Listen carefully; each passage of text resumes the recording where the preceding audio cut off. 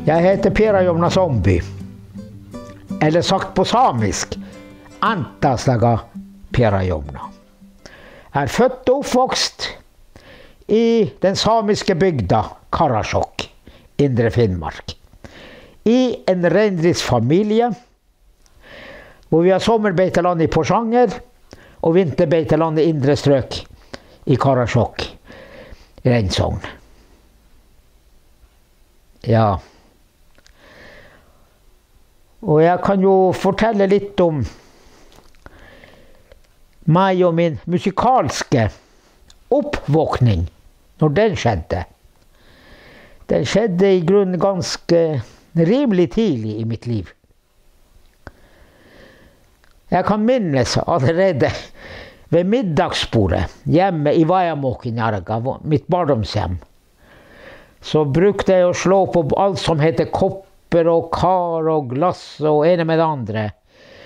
Og det er et under at ingenting ble knust. Og det endte med at mora mi trodde at jeg var litt grann, ikke var helt som jeg burde sammenskrudd opp i topplokket. Så hun tok meg til en psykolog på den tiden. Og etter hvert når psykologen snakket med meg, så fant han jo ut at gutten er jo meget musikalsk og utrolig intelligent. Og da, på den tiden var det vel kanskje første gangen jeg liksom begynte å tenke på, åja, jeg har musikalske emner.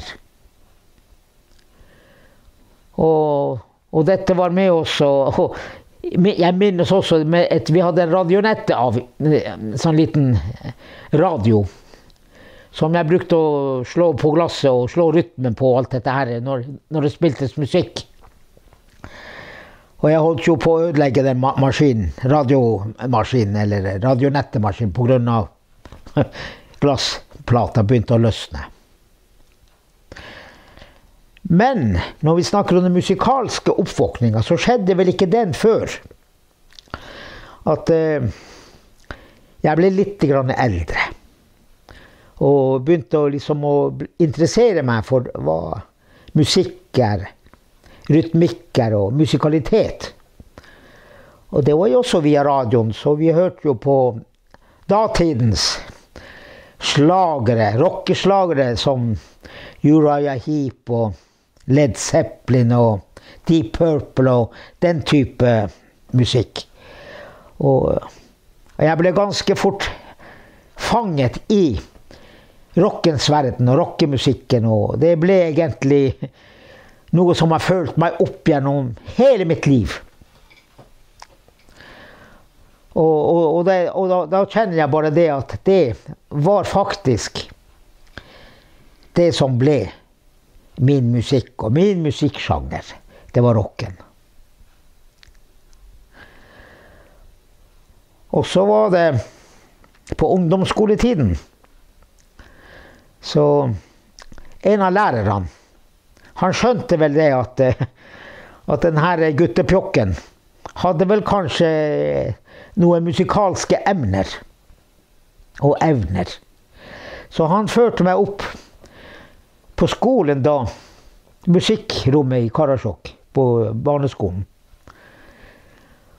Og jeg var jo egentlig mer interessert i tromming og rytmikk og den type ting. Men i og med at alt som het trommer var jo allerede opptatt, andre spilte på så jeg fikk utlevert et messingblåseinstrument. En B-kornett, som det heter. Så da begynte jeg dette her med å spille musikk og ha samspill med andre.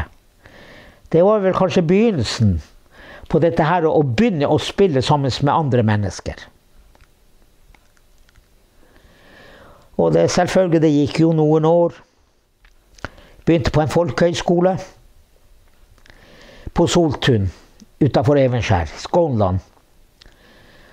Og jeg gikk musikklinja der. Og da begynte jeg å spille i band sammen med andre musikkinteresserte ungdommer. Og det var vel kanskje min første erfaring med samspill og musikk og rock var i en bandsammensetning, og det har jeg vel stort sett fortsatt med siden den gang da. Hvilket instrument spilte du da? Da spilte jeg, det var trommer og trommesett som var mitt hovedinstrument. Men jeg spilte også pauker. Sånn, vi hadde jo egentlig, vi øvde inne sånn her, et lite repertoar som musikklinja. Da var pauker som var mitt instrument, 2 pauker. Men ellers så var det jo trommesett som jeg spilte på. Og det var en veldig positiv erfaring for meg også, og så oppleve det at det fantes faktisk andre typer rytmeinstrumenter også som jeg fikk lov til å prøve meg på. Og så jeg opplevde dette fungerte jo. Så musikken har jo siden da faktisk vært min veldig trofaste følgesvenn inntil i dag. Da du gikk på folkeskole, var du rundt 16-17 år da? Jeg var vel, cirka 17 år. Og der var du 1 år? Hva? Var du 1 år på folkeskole? Ja, 1 år gikk jeg på musikklinja der. Så, og jeg tror at det året, det var tilført meg veldig, veldig mye på mange områder. Dette med samspill og ha musikkinteresse, spille med andre. Og til og med dette her med musikkteorien var også veldig viktig. Å ha forståelse hva musikk er, også ut ifra blekka, som vi kalte det, eller noter, notearket. Og kunne lese noter og forstå. Det lærte jeg også den gangen jeg spilte messingblåsinstrument i Karasjok skolekorps. Men det her var en videreføring ut av den kunnskapen som jeg den gang da fikk med meg på skolen i Karasjok. Når du var ferdig på folkeskolen, var det da tilbake til Karasjok? Ja, jeg kom tilbake til Karasjok. Og da var det jo slik at etter noen år så jeg dro jo også sørover og gikk på skole der. Jeg gikk jo videregående skole i Moss, sør for Oslo, i Østfold. Og der kom jeg også faktisk i kontakt med musikkinteressert ungdom, som ikke gikk på den skolen, videregående skolen som jeg gikk, men utenfor byen. Og da begynte jeg faktisk å spille sammen med et rocka bluesband, hvor Chicago og den type musikken var liksom greia. Ja. Når du da kom tilbake, ble det noe bandvirksomhet? Spilte dere i band, opprettet band da? Ja, det gjorde vi faktisk. Og jeg begynte i et band vi startet et band som vi kalte oss den tiden da for Harpix. Husker du cirka år? Ja, det var vel på 70-tallet en gang. Slutten av 70-tallet, mener jeg. Cirka der omkring. Hvem som var med i det bandet? Det bandet vokalisten var Ann-Jorid Henriksen. Alle kjenner vel henne, mer eller mindre. Og Torvald Tretteskog Ann-Jorid var forresten med på vokal. Og Torvald Tretteskog på elgitar. Jan Olsen på akustisk gitar og vokal. Og Per Egil Nilsen, han ute ved kysten utenfor Hammerfest. Han spilte tangenter. Og så var det jeg på trommer. Og Anders Solheim på bass. Han sang også. Så det var bandet Harpix. Og vi var faktisk med på den første musikkonkurransen som ble arrangert i Karasjok. Kararock i det året. Jeg husker ikke helt det tallet, det var årstallet. Og når jeg sluttet der, så ble jeg jo fanget opp av det andre bandet som var der i Karasjok på den tiden. Det var bandet Blizzard. Og jeg ble jo trommis der også. Og der spilte jeg i en god del år. Og da reiste vi jo faktisk rundt, også hele Finnmark og rundt omkring, og i Troms. Og det var den tida samfunnshusfestene var. Det var. Men etter hvert når diskoteker og sånn kom, så dette med samfunnshusfester og dansefester i bygda, det forsvant etter hvert, og så ble det bare diskoteker på hoteller og rundt omkring. Hvem som var med i Blizzard? Vokalisten var Ellen Vålab, og gitaristen var Magnus Vålab, som var bror til Ellen Vålab. Og Per Helge Nilsen var på tangenter og vokal. Det var Ellen Vålab sang også, hun var vokalisten. Og Tor Sæter, han spilte bassgitar på den tiden da. Og så Robert Melby var også vokalist. Og jeg var jo så klart den som holdt styr på rytmikken, mens de andre holdt styr på tonaliteten. Var det flere andre band i Karasjok da? Ikke på den tiden. Men etter hvert så poppet jeg opp flere band. Og da kom jo det bandet som vi i dag kjenner som Intrig også. Den begynte så vidt etter hvert, da vi i Blizzard mer eller mindre slutta. Og så nå i dag så har vi jo flere band, sånn som de her ungguttene i Karasjok som også rimelig kjent, som Roloffa og den gjengen der. Men det jo mange år etter at vi slutta, eller jeg slutta, og Blizzard avslutta sin karriere.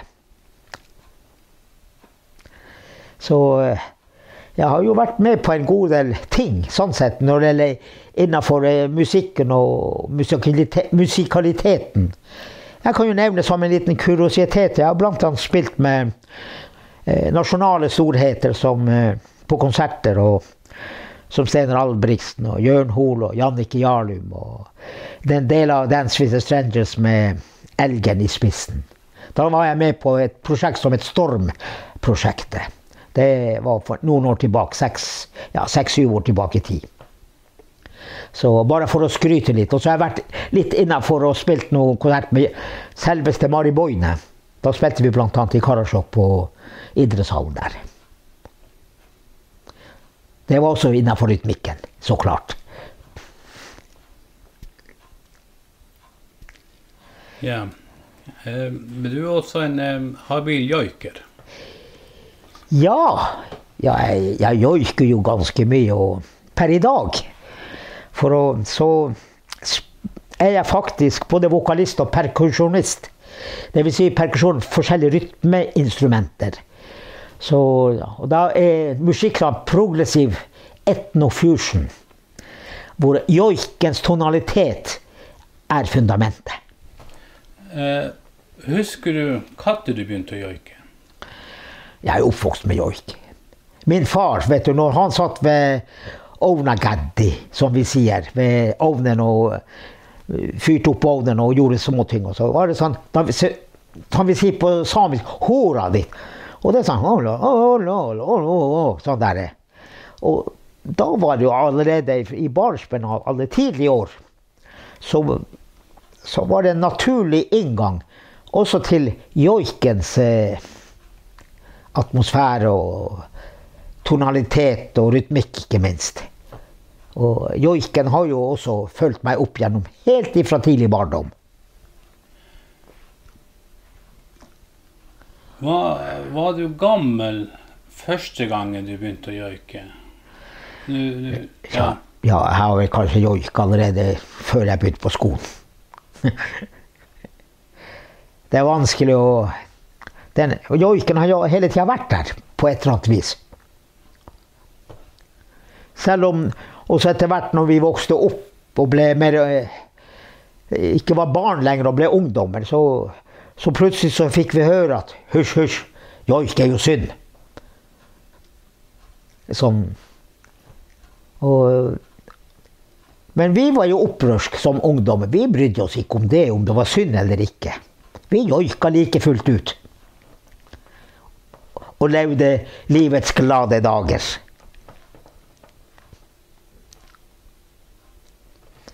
Så det er en del av min musikalske oppvåkning, mitt musikalske liv, som enda den dag i dag opplever at musikken er min beste venn i livet.